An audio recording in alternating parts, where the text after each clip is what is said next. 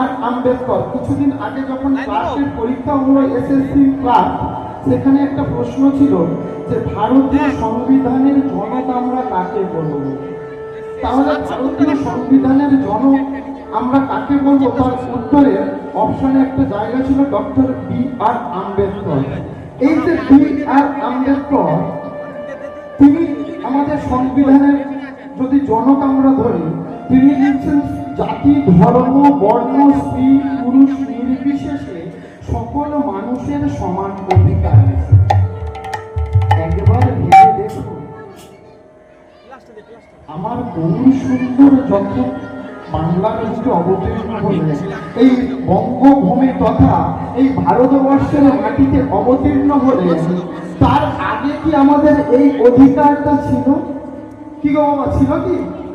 একবার মধ্যযুগের আমলে তাকিয়ে দেখলে আমরা জানতে পারবো, মধ্যযুগে বাংলার বুকে চলেছিল অত্যাচার, অনাচার, তাড়ন, পীড়ন, নিপীড়ন, ধর্ষণ।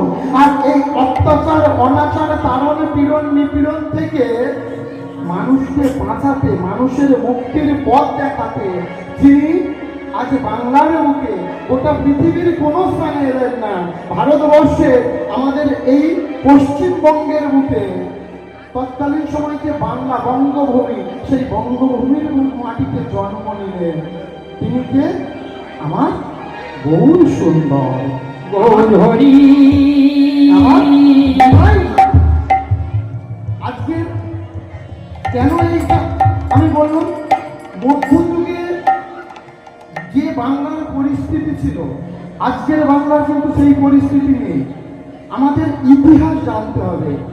বর্তমানকে জানতে গেলে, ভবিষ্যতের দিকে লক্ষ্য রাখতে গেলে আমাদেরকে কিছু ইতিহাস আগে ভালো করে জানতে হবে।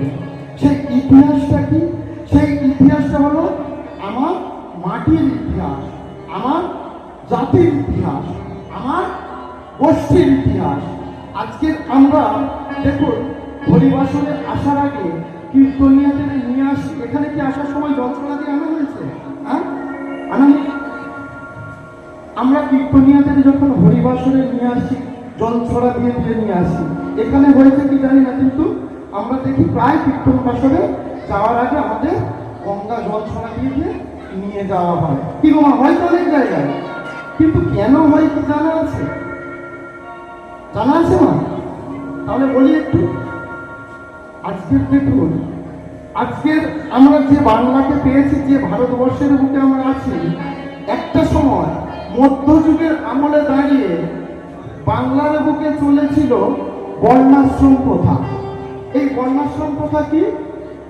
ব্রাহ্মণ, ক্ষত্রিয়, বৈশ্য এবং শূদ্র। এই ব্রাহ্মণ, ক্ষত্রিয়, বৈশ্য এবং শূদ্র, ব্রাহ্মণ, ক্ষত্রিয়, বৈশ্য, এই তিন জাতির পদসেবা করবে তারা না সমাজে যাদেরকে শূদ্র বলা হয়। অর্থাৎ তারা আজকের দিনে যারা এসসি, এসটি, ওবিসি সম্প্রদায়ের মানুষ, তাদেরকে কোন দিকে ফেলা হলো? শূদ্র জাতি, অর্থাৎ নিজ জাতি।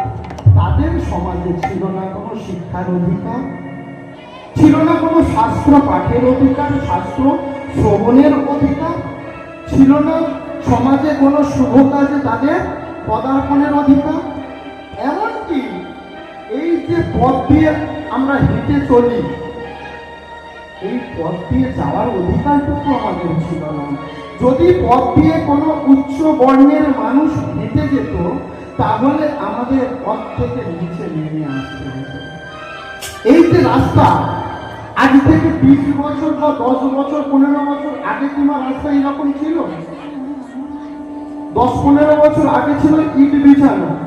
তার থেকে আরো 10-15 বছর আগে চলে যাবে, বাবাদের আমলে গেলে দেখতে পাবে গ্রাম বাংলার রাস্তাগুলো ছিল মাটির রাস্তা। তাহলে ভেবে দেখুন, শত শত বছর আগে, 500-600 বছর আগে এই গ্রাম বাংলার রাস্তাঘাট কেমন ছিল। রাস্তার দুপাশ ঘুরে পন্ট কাটা গাছে ভর্তি পরিপূর্ণ লতা গুল্ম চারদিকে যেতে থাকতো। আর ওই পথ দিয়ে যখন উচ্চ বর্ণের মানুষরা যেত, তখন আমার আপনার মতো নিচু বর্ণের মানুষ যারা আমাদের পূর্বপুরুষ, কতটা কষ্ট, কতটা যন্ত্রণা, কতটা দুঃখ তাদের বয়ে নিয়ে যেতে হয়েছে। সমাজ তাদেরকে লাঞ্ছন করেছে, বন্দনা করেছে, তাদের দেয়নি কোনো অধিকার, তাদের দেয়নি শাস্ত্রের অধিকার, শাস্ত্র পাঠের অধিকার, শিক্ষা লাভের অধিকার। তাদের সমাজ থেকে এক সাইডে করে রাখা হয়েছে, পথ থেকে নেমে আসতে হতো, এমনকি তাদের ছায়া পর্যন্ত যেন না পথে পড়ে। আর যদি সেই পথ দিয়ে তারা এগিয়ে আসতো, ওমা পায়ে ধরে বলি, মা তোমার সামনে বসে কথা বলবে।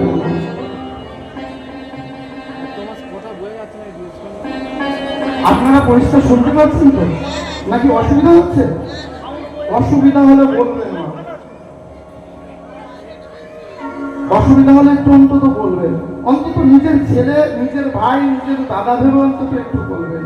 আজকের দেখুন সমাজের বুকে ওই মধ্যযুগে কিভাবে অত্যাচার চলত, যে পথ দিয়ে শূদ্র জাতি হেঁটে যেত, তাদের পায়ের ধুলো পাশে ওই উচ্চ বর্ণের মানুষ, তারা মারিয়ে গেলে তাদের পাপ হবে, তাদের নরকে যেতে হবে।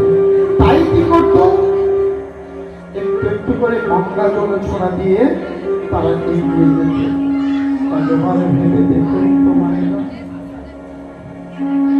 আজকের আপনারা আমাদেরকে অর্থ দিয়ে ডেকে এনেছেন বলে আজকের এই জায়গায় আসতে পেরেছি। আপনারা আজকের আমাদের মনিব, আপনার বাড়ির চাকর আমরা, আপনাদের অর্থের বশবর্তী হয়ে আমাদের উদরপূর্তি হয়, আমাদের বাড়ির উনান জলে। যদি আপনারা চিন্তা না করতেন, আমাদের এই জায়গায় আসার মতো ক্ষমতা ছিল না, আমরা এখানে আসতে পারতাম না। তাহলে বলতে পারেন, আপনাদের মতো পিতা মাতার চরণ ধুলা কেন আমরা পাবো না? আমরা কি সেই চরণ ধুলা পাওয়ার যোগ্য নই? কেন আমাদের ওই চরণ ধুলা থেকে বঞ্চিত করে? আজকের পথ থেকে সেই ধুলাগুলো সরিয়ে কেন দিচ্ছি? আগে জানুন না ইতিহাসটা, ছোট করে বলেন, আগে বুঝুন আমাদের আগের ইতিহাস। আমরা পূর্বপুরুষরা করেছে, আমরা সেই পথ অবলম্বন করলাম। কারণ তৎকালীন সময় শূদ্রদের কোনো অধিকার ছিল না, সমাজে তারা পশুর সমান বাস করত। আজও কি আমরা সেই জীবনযাপন করব? আজকের আমরা সভ্য হয়েছি, শিক্ষিত হয়েছি, জ্ঞানী হয়েছি, আমরা জানতে শিখেছি, বুঝতে শিখেছি। আমাদের কাছে ধর্ম একটাই, আমাদের কাছে জাতি একটাই, সেটা হলো মানব জাতি। আমাদের কাছে